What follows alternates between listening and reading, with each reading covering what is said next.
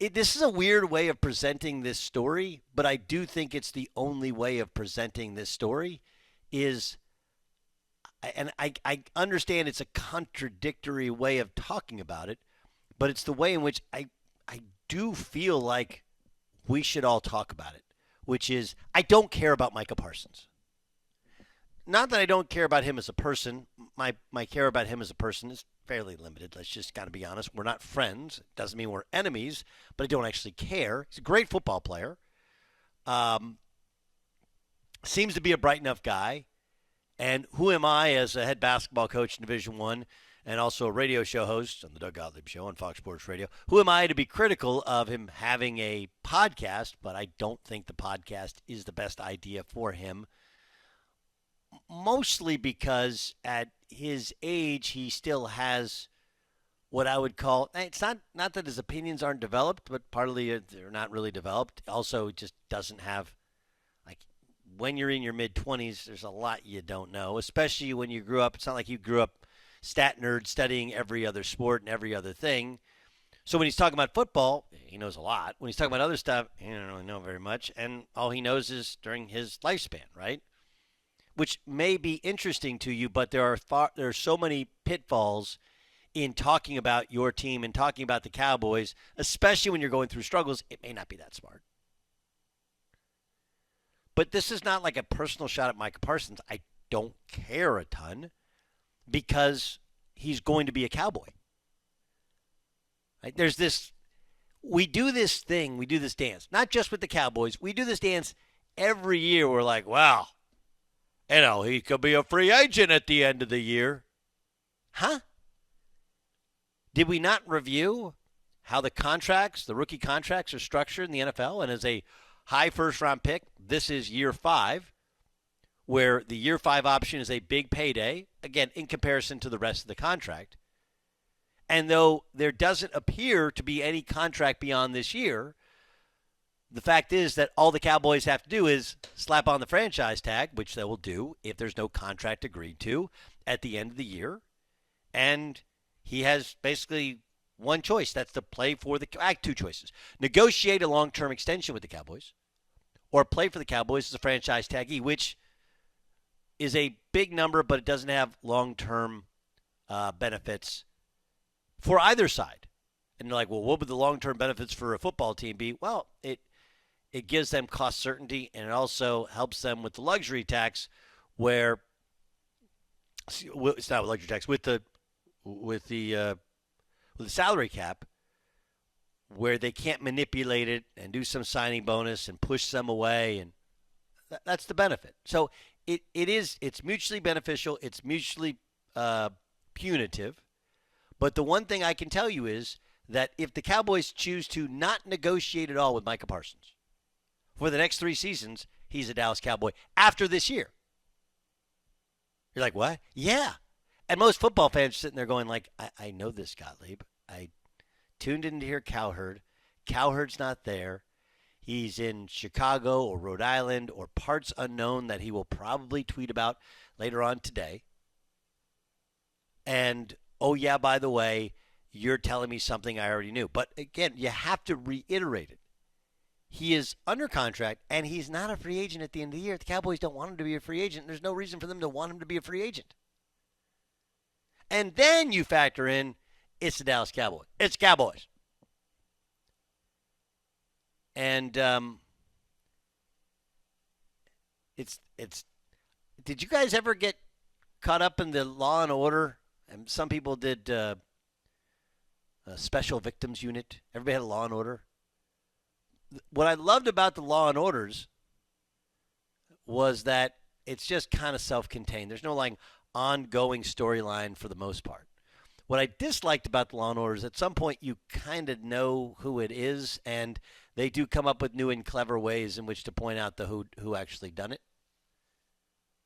You know, the storylines are kind of I'm based upon a true story, but it ends up coming to be where you're like, yeah, you figure it out about 3/4 of the way in. How many years have we done this? Just last year, Dak Prescott, C.D. Lamb. Zach Martin. I mean, you can go to Ezekiel Elliott in that year. And then, Zeke who? It's like classic Dallas Cowboys playbook. And Jerry always gives in. Jerry's going to pay him a bunch of money. Jerry thinks they had a deal done. My guess is that they had a deal done, and then the agent, David Mogetta, is like, wait, you did a deal without me? And so he wants, more money as some sort of punishment. And they're like, we agreed to a term. We're good. It eventually get done. He's not even holding out, nor is he going to hold out because he doesn't want to get fined and he doesn't want to lose this payday or this year. He's not sitting out. He's not threatening to sit out. He simply is like, I want to be traded. Sure. Now, could the Cowboys trade him? Yeah. I mean, you could sit there and go, hey, we're not particularly good with or without him, so why not trade him for 2 first-round picks and then be done with it and move on? They could do that. I just don't think they will. Drafted Micah Parsons. They like Micah Parsons. He works there. He's been, last year was a different defensive system than previously, and it took some adjustment, and they're not great. But he's going to be a Cowboy.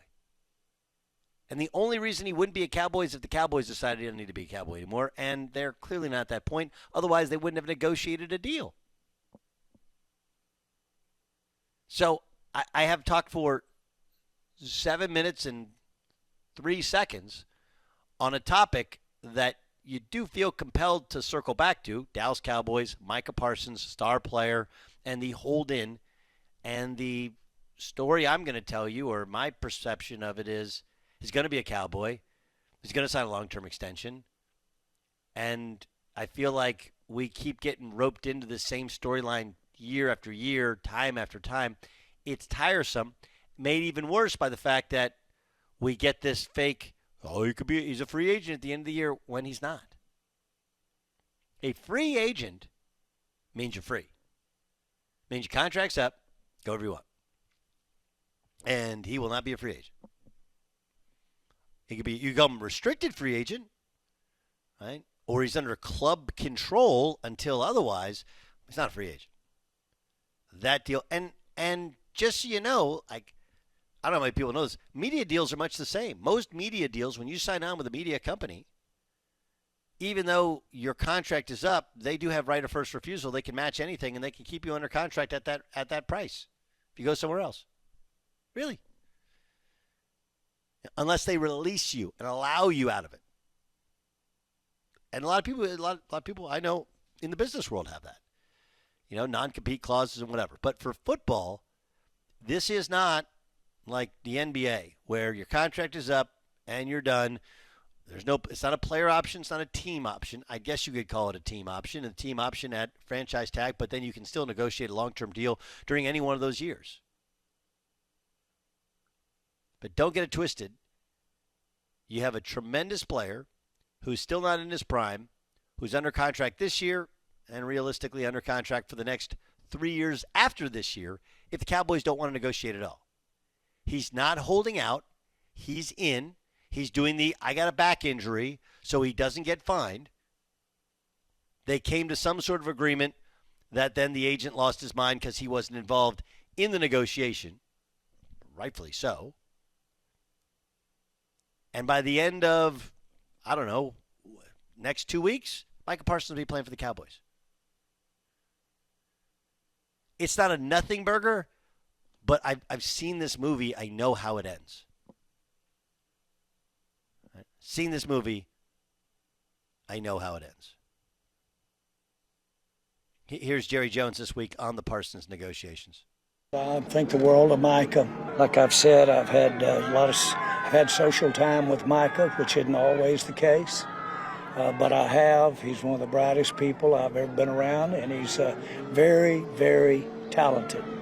Now, how we ultimately mail him in with our future is a challenge, and I'm built for it, and he's built for it. We have continual contract negotiations going on. I know you have Mike at front of mind, but we're continually working on contracts, and all clubs are. And so I don't necessarily put a big red letter beside any time that we've completed contract negotiations, but I'm appreciative when we do. So, but it's really business as usual.